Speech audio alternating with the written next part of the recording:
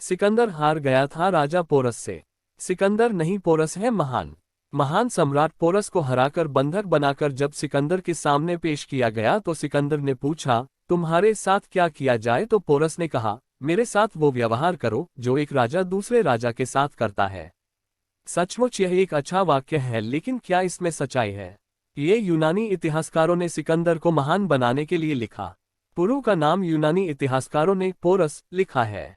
इतिहास को निष्पक्ष लिखने वाले प्लूटार्क ने लिखा, सिकंदर सम्राट पुरु की 20,000 की सेना के सामने तो ठहर नहीं पाया। आगे विश्व की महानतम राजधानी मगध के महान सम्राट धनानंद की 3,50,000 की सेना उसका स्वागत करने के लिए तैयार थी, जिसमें 80,000 घुड़सवार, 80,000 युद्धक रथ एवं 70,000 विध्वंसक हाथी सेना थी। उसके क्रूर सैनिक दुश्मन के सैनिकों को मुर्गी तीतर जैसा काट देते हैं। क्या सिकंदर अलेक्जेंडर एक महान विजेता था? ग्रीस के प्रभाव से लिखी गई पश्चिम के इतिहास की किताबों में यही बताया जाता है, और पश्चिम जो कहता है दुनिया उसे आंख मूंदकर मान लेती है। मगर ईरानी और चीनी इतिहास के नजरिए से देखा जाए तो ये छवि कुछ अलग ही दिखती है। सिकंदर के हमले की कहानी बुनने में पश्चिमी देशों को ग्रीक भाषा और संस्कृति से मदद मिली, जो ये कहती है कि सिकंदर का अभियान उन पश्चिमी अभियानों में पहला था जो पूरब के बर्बर समाज को सभ्य और सुसंस्कृत बनाने के लिए किए गए। अजीब लगता है जबकि भारत में सिकंदर को महान कहा जाता है और उस पर गीत लिखे जाते हैं। उस पर तो फिल्में भी बनी हैं जिसमें उसे महान बताया गया, और एक कहावत भी निर्मित हो गई है, जो जीता वही सिकंदर। यदि सचमुच ही भारतीयों ने पश्चिम नहीं भारतीय इतिहासकारों को पढ़ा होता तो वे कहते, जो जीता वही पोरस। लेकिन अंग्रेजों की 200 वर्षों की गुलामी ने अंग्रेज भक्त जो बना दिया है। सिकंदर अपने पिता की मृत्यु के पश्चात अपने सौतेले व चचेरे भाइयों का कत्ल करने के बाद मैसेडोनिया के सिंहासन पर बैठा था। अपनी महत्वाकांक्षा के कारण वह विश्व विजय को निकला। यूनान के मकदूनिया का ये राजा सिकंदर कभी भी महान नहीं रहा। यूनानी योद्धा सिकंदर एक क्रूर, अत्याचारी और शराब पीने वाला व्यक्ति था।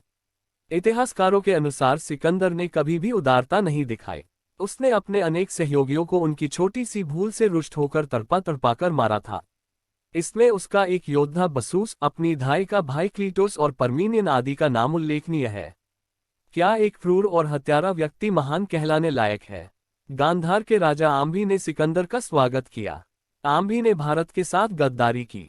प्रसिद्ध इतिहासकार एड्रियन लिखते हैं, जब बैक्ट्रिया के राजा बसूस को बंदी बनाकर लाया गया तब सिकंदर ने उनको कोड़े लगवाए और उनकी नाक कान कटवा डाले। इतने पर भी उसे संतोष नहीं हुआ। उसने अंत में उनकी हत्या करवा दी। उसने अपने गुरु अरस्तु के भतीजे कलास्थनीज को मारने में संकोच नहीं किया। एक बार किसी छोटी सी बात पर उसने अपने सबसे करीबी मित्र क्लीटोस को मार डाला था। अपने पिता के मित्र परमीनियन जिनकी गोद में सिकंदर खेला था, उसने उनको भी मरवा दिया।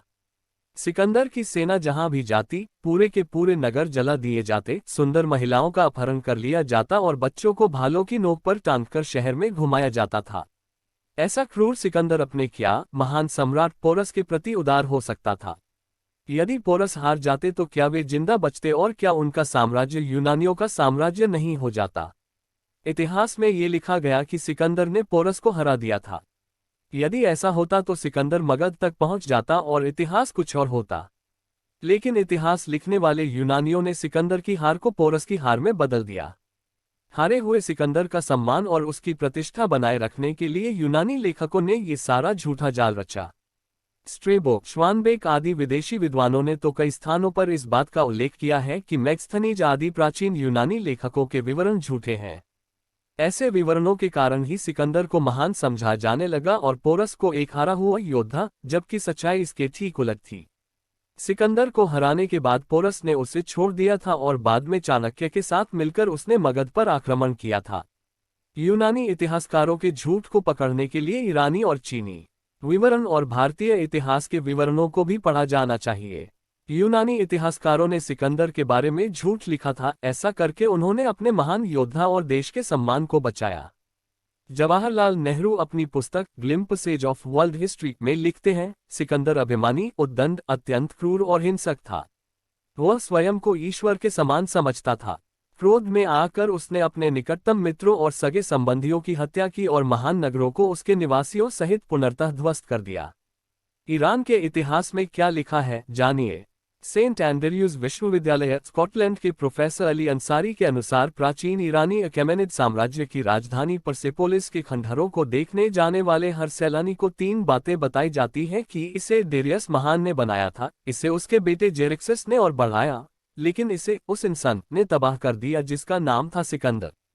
सोचिए, तबाह करने वाला कैसे महान हुआ। उस इंसान सिकंदर को पश्चिमी संस्कृति में सिकंदर महान कहा जाता है। ऐसा क्यों किया सिकंदर ने? शराब पीने के बाद एक ग्रीक नर्तकी को यह दिखाया गया कि ईरानी शासक जेरेक्सिस से बदला लेने के लिए उसने एक्रोपोलिस को जला दिया। ईरानी सिकंदर की यह कहकर भी आलोचना करते हैं कि उसने अपने साम्राज्य में सांस्कृतिक और धार्मिक स्थलों को नुकसान पहुंचाने को बढ़ावा दिया। उसके समय में ईरानियों के प्राचीन धर्म पारसी धर्म के मुख्य उपासना स्थलों पर हमले किए गए। सिकंदर ने ईरान के राजा दारा को पराजित कर दिया और विश्व विजेता कहलाने लगा। विजय के उपरांत उसने बहुत भव्य जुलूस निकाला। महज 32 साल की उम्र में मौत के मुंह में चले जाने वाले सिकंदर को ईरानी कृति शाहनामा ने महज एक विदेशी राजकुमार माना है। सिकंदर का भारत पर आक्रमण। अगले पन्ने पर भारत की सीमा में पहुंचते ही पहाड़ी सीमाओं पर भारत के अपेक्षाकृत छोटे राज्यों अश्वायन एवं अश्वकायन की वीर सेनाओं ने कुनाक, स्वात, बुनेर, पेशावर, आजकक में सिकंदर की सेनाओं को भयानक टक्कर दी। मस्सागा मत्स्यराज राज्य में तो महिलाएं तक उसके सामने खड़ी हो गईं, पर धूर्त और धोखे से वार करने वाले यवनीक यूनानियों ने मत्स्यराज के सामने संधि का नाटक करके उन पर रात में हमला किया और उस राज्य की राजमाता, बच्चों सहित पूरे राज्य को उसने तलवार से काट डाला। यही हाल उसने अन्य छोटे राज्यों में किया। मित्रता संधि की आड़ में अचानक आक्रमण कर कई राजाओं को बंधक बनाया। भोले भाले भारतीय राजा उसकी चाल का शिकार होते रहे। अंत में उसने गांधार तक्षशिला पर हमला किया। अगले पन्ने पर क्या हुआ था युद्ध में, जानिए। पोरस का साम्राज्य। पुरुवंशी महान सम्राट पोरस का साम्राज्य विशालकाय था। महाराजा पोरस सिंध पंजाब सहित एक बहुत बड़े भूभाग के स्वामी थे। पोरस का साम्राज्य जेहलम, झेलम और चिनाब नदियों के बीच स्थित था। उल्लेखनीय है कि इस क्षेत्र में रहने वाले खोखरों ने राजपूत सम्राट पृथ्वीराज चौहान की हत्या का बदला लेने के लिए मोहम्मद गोरी को मौत के घाट उतार दिया था। पोरस अपनी बहादुरी के लिए विख्यात था। उसने उन सभी के समर्थन से अपने साम्राज्य का निर्माण किया था जिन्होंने खुखरायनों पर उसके नेतृत्व को स्वीकार कर लिया था। जब सिकंदर हिंदुस्तान आया और जेहलम झेलम के समीप पोरस के साथ उसका संघर्ष हुआ, तब पोरस को खुखरायनों का भरपूर समर्थन मिला था। इस तरह पोरस, जो स्वयं सभरवाल उपजाति का था और खुखरान जाति समूह का एक हिस्सा था, उनका शक्तिशाली नेता बन गया। I.P. Anand Thapar, a crusader century in pursuit of ethical values के W प्रकाशन से प्रकाशित। सिंधु और झेलम को पार किए बगैर पोरस के राज्य में पैर रखना मुश्किल था। राजा पोरस अपने क्षेत्र की प्राकृतिक स्थिति, भूगोल और झेलम नदी की प्रकृति से अच्छी तरह वाकिफ थे। महाराजा पोरस सिंध पंजाब सहित एक बहुत बड़े भूभाग के स्वामी थे। पुरु ने इस बात का पता लगाने की कोशिश नहीं की कि यवन सेना की शक्ति का रहस्य क्या है। यवन सेना का मुख्य बल उसके द्रुतगामी अश्वारोही तथा घोड़ों पर सवार फुर्तीले तीरंदाज थे। इतिहासकार मानते हैं कि पुरु को अपनी वीरता और हस्ती सेना पर विश्वास था, लेकिन उसने सिकंदर को झेलम नदी पार करने से नहीं रोका और यही उसकी भूल थी। लेकिन इतिहासकार यह नहीं जानते कि झेलम नदी के इस पार आने के बाद सिकंदर बुरी तरह फंस गया था, क्योंकि नदी पार करने के बाद नदी में बाढ़ आ गई थी। जब सिकंदर ने आक्रमण किया तो उसका गांधार तक्षशिला के राजा आम्भी ने स्वागत किया और आम्भी ने सिकंदर की गुप्त रूप से सहायता की। आम्भी राजा पोरस को अपना दुश्मन समझता था। सिकंदर ने पोरस के पास एक संदेश भिजवाया जिसमें उसने पोरस से सिकंदर के समक्ष समर्पण करने की बात लिखी थी, लेकिन पोरस ने तब सिकंदर की अधीनता स्वीकार नहीं। जासूसों और धूर्तता के बल पर सिकंदर के सरदार युद्ध जीतने के प्रति पूर्णतः विश्वस्त थे। राजा पुरु के शत्रु लालची आम्भी की सेना लेकर सिकंदर ने झेलम पार की। राजा पुरु, जिसको स्वयं यवनी 7 फुट से ऊपर का बताते हैं, अपनी शक्तिशाली गजर सेना के साथ यवनी सेना पर टूट पड़े। पोरस की हस्ती सेना ने यूनानियों का जिस भयंकर रूप से संहार किया था, उससे सिकंदर और उसके सैनिक आतंकित हो उठे थे। भारतीयों के पास विदेशी को मार भगाने की हर नागरिक के हट शक्तिशाली गजर सेना के अलावा कुछ अनदेखे हथियार भी थे, जैसे सातफुटा भाला, जिससे एक ही सैनिक कई शत्रु सैनिकों और घोड़े सहित घुड़सवार सैनिकों भी मार गिरा सकता था। इस युद्ध में पहले दिन ही सिकंदर की सेना को जमकर टक्कर मिली। सिकंदर की सेना के कई वीर सैनिक हताहत हुए। यवनी सरदारों के भयाक्रांत होने के बावजूद सिकंदर अपने हठ पर अड़ा रहा और अपनी विशिष्ट अंगरक्षक एवं अंतः प्रतिरक्षा टुकड़ी को लेकर वो बीच युद्ध क्षेत्र में घुस गया। कोई भी भारतीय सेनापति हाथियों पर होने के कारण उन तक कोई खतरा नहीं हो सकता था, राजा की तो बात बहुत दूर है। राजा पुरु के भाई अमर ने सिकंदर के घोड़े बुकिफाइलिस संस्कृत भवकपाली को अपने भाले से मार डाला और सिकंदर को जमीन पर गिरा दिया। ऐसा यूनानी सेना ने अपने सारे युद्धकाल में कभी होते हुए नहीं देखा था। सिकंदर जमीन पर गिरा तो सामने राजा पुरु तलवार लिए सामने खड़ा था। सिकंदर बस पल भर का मेहमान था कि तभी राजा पुरु ठिठक गया। ये डर नहीं था, शायद यह आर्य राजा का क्षात्र धर्म था। बहरहाल तभी सिकंदर के अंगरक्षक उसे तेजी से वहां से भगा ले गए। सिकंदर की सेना का मनोबल भी इस युद्ध के बाद टूट गया था और उसने नए अभियान के लिए आगे बढ़ने से इनकार कर दिया था।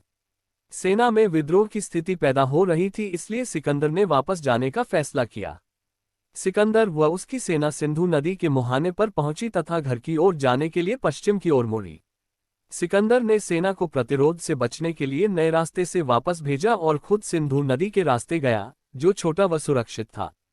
भारत में शत्रुओं के उत्तर पश्चिम से घुसने के दो ही रास्ते रहे हैं, जिसमें सिंधु का रास्ता कम खतरनाक माना जाता था।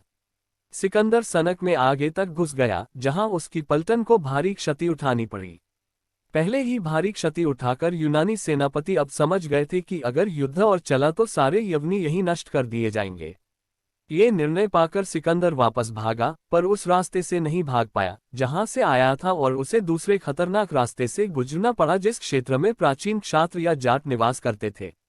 उस क्षेत्र को, जिसका पूर्वी हिस्सा आज के हरियाणा में स्थित था और जिसे जाट प्रदेश कहते थे, इस प्रदेश में पहुंचते ही सिकंदर का सामना जाट वीरों से और पंजाबी वीरों से सांगल क्षेत्र में हो गया और उसकी अधिकतर पलटन का सफाया जाटों ने कर दिया। भागते हुए सिकंदर पर एक जाट सैनिक ने बर्छा फेंका, जो उसके वक्ष कवच को बींधता हुआ पार हो गया। ये घटना आज के सोनीपत नगर के पास हुई थी। इस हमले में सिकंदर तुरंत नहीं मरा, बल्कि आगे जाकर जाट प्रदेश की पश्चिमी सीमा गांधार में जाकर उसके प्राण पखेरु उड़ गए। यवनी इतिहासकारों ने लिखा, सिकंदर बेबीलोन आधुनिक इराक में बीमारी से मरा, -326 ईसा। क्या लिखते हैं इतिहासकार? कर्तियास लिखता है कि सिकंदर झेलम के दूसरी ओर पड़ाव डाले हुए था। सिकंदर की सेना का एक भाग झेलम नदी के एक द्वीप में पहुंच गया। पुरु के सैनिक भी उस द्वीप में तैरकर पहुंच गए। उन्होंने यूनानी सैनिकों के अग्रिम दल पर हमला बोल दिया। अनेक यूनानी सैनिकों को मार डाला गया। बचे खुचे सैनिक नदी में कूद गए और उसी में डूब गए। बाकी बची अपनी सेना के साथ सिकंदर रात में नावों द्वारा हरनपुर से 60 किलोमीटर ऊपर की ओर पहुंच गया और वहीं से नदी को पार किया। वहीं पर भयंकर युद्ध हुआ। उस युद्ध में पुरु का बड़ा पुत्र वीरगति को प्राप्त हुआ। एरियन लिखता है कि भारतीय युवराज ने अकेले ही सिकंदर के घेरे में घुसकर सिकंदर को घायल कर दिया और उसके घोड़े बुसेफेलास को मार डाला। ये भी कहा जाता है कि पुरु के हाथी दलदल में फंस गए थे, तो कर्तियास लिखता है कि इन पशुओं ने घोर आतंक पैदा कर दिया था। उनकी भीषण चीत्कार से सिकंदर के घोड़े न केवल डर रहे थे बल्कि बिगड़कर भाग भी रहे थे। अब सिकंदर ऐसे स्थानों की खोज में लग गए जहां इनको शरण मिल सके। सिकंदर ने छोटे शस्त्रों से सुसज्जित सेना को हाथियों से निपटने की आज्ञा दी। इस आक्रमण से चिढ़कर हाथियों ने सिकंदर की सेना को अपने पांवों में कुचलना शुरू कर दिया। वह आगे लिखता है कि सर्वाधिक हृदय विदारक दृश्य ये था कि यह मजबूत कद वाला पशु यूनानी सैनिकों को अपनी सूंड से पकड़ लेता व अपने महावत को सौंप देता और वह उसका सरधड़ से तुरंत अलग कर देता। इसी प्रकार सारा दिन समाप्त हो जाता और युद्ध चलता ही रहता। इसी प्रकार इतिहासकार दियोदोरस लिखता है कि हाथियों में अपार बल था और वे अत्यंत लाभकारी सिद्ध हुए। अपने पैरों तले उन्होंने बहुत सारे यूनानी सैनिकों को चूर चूर कर दिया। इथोपियाई महाकाव्यों का संपादन करने वाले EAW बैज लिखते हैं कि झेलम के युद्ध में सिकंदर की अश्वसेना का अधिकांश भाग मारा गया। सिकंदर ने अनुभव किया कि यदि मैं लड़ाई को आगे जारी रखूंगा तो पूर्ण रूप से अपना नाश कर लूंगा। अतः उसने युद्ध बंद करने की पुरु से प्रार्थना की। भारतीय परंपरा के अनुसार पुरु ने शत्रु का वध नहीं किया। इसके पश्चात संधि पर हस्ताक्षर हुए और सिकंदर ने पुरु को अन्य प्रदेश जीतने में सहायता की। कैसे मरा सिकंदर, जानिए अगले पन्ने पर। संभव है कि वैज्ञानिकों ने 2000 वर्ष पुरानी पहेली सुलझा ली है, जिससे मकदूनिया के नेता क्रूर सिकंदर की 32 वर्ष की आयु में रहस्यमय मौत हुई थी। ओटेगो यूनिवर्सिटी के नेशनल पॉइजन सेंटर के डॉक्टर लियो शेप का मानना है कि हो सकता है कि गैरहानिकर दिखने वाले एक पौधे से बनी जहरीली शराब से सिकंदर की मौत हुई हो, जिसने 323 ईसा पूर्व में अपनी मौत से पहले एक बहुत बड़ा साम्राज्य खड़ा कर लिया था। कुछ इतिहासकारों का मानना है कि सिकंदर की मौत प्राकृतिक कारणों से हुई, जबकि अन्य का मानना है कि उसकी जश्न के दौरान गुप्त तरीके से हत्या कर दी गई थी। शेप गत 10 वर्षों से जहरीले सबूत के बारे में अनुसंधान कर रहे थे। उन्होंने कहा कि आर्सेनिक और स्ट्रिक्नीन के जहर के सिद्धांत हास्यास्पद हैं। अध्ययन के नतीजे क्लिनिकल टॉक्सिकोलॉजी जर्नल में प्रकाशित हुए हैं। सिकंदर बोला कि मेरी पहली इच्छा है कि मेरा इलाज करने वाला हकीम ही मेरे ताबूत को खींचकर कब्र तक ले जाएगा। दूसरी ये कि जब मेरा ताबूत कब्र तक ले जाया जाए तो उस रास्ते में मेरे इकट्ठे किए हुए खजाने में से सोने चांदी बहुमूल्य पत्थर बिखेरे जाए। और मेरी तीसरी और आखिरी इच्छा है कि मेरे दोनों